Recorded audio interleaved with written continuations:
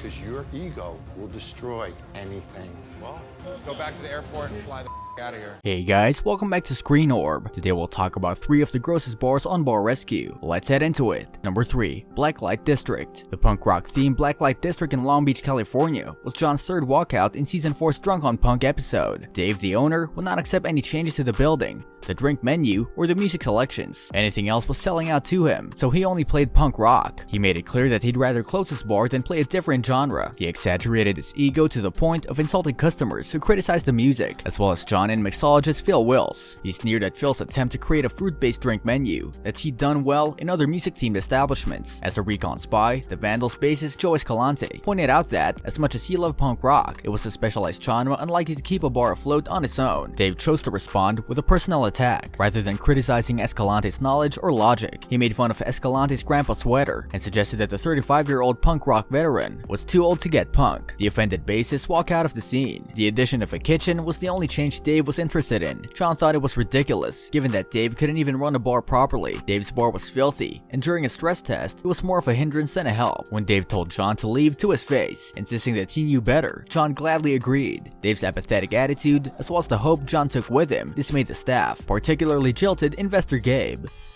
Good luck on your corner.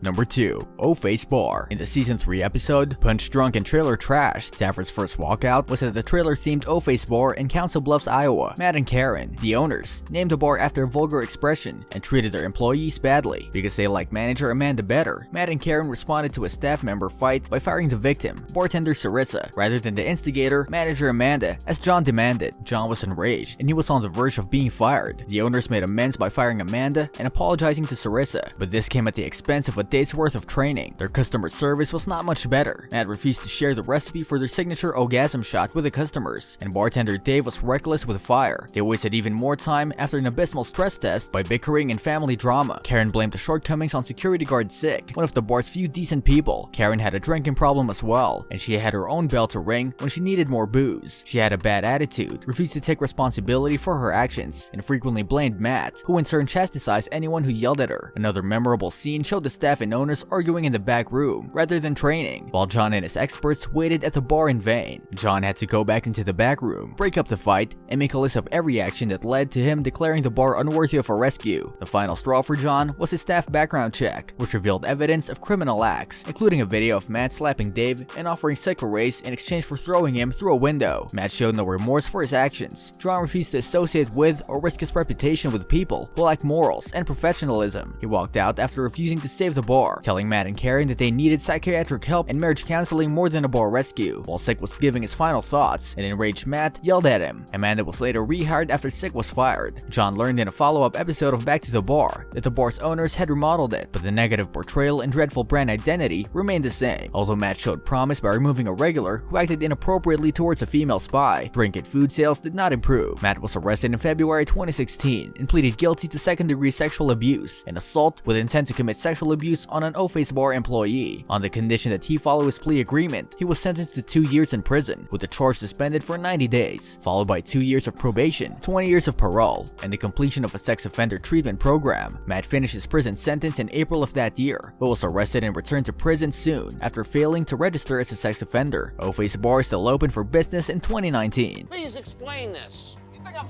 playing with you? Man, I'm military, mother. I'm talking to you.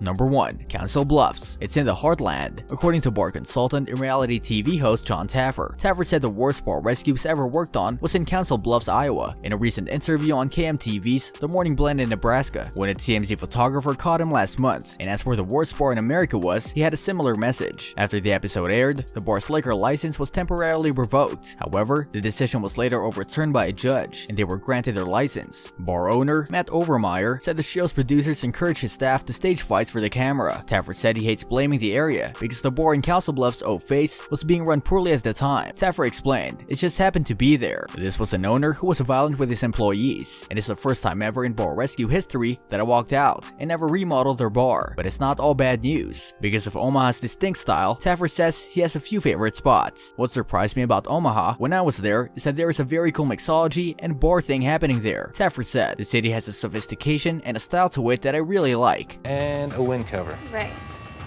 Okay. The smoke looks really Very weak. thin. Yeah. What do you think about these bars on Bar Rescue? Which one was the worst one? Let us know in the comment section. This brings us to the end of our video. I hope you enjoyed it. Hit like if you did, and don't forget to subscribe to our channel so that you don't miss any of our videos in the future. Also, watch the 2 videos that are on your screen because I'm sure you'll love them. With that, I'll see you in the next video.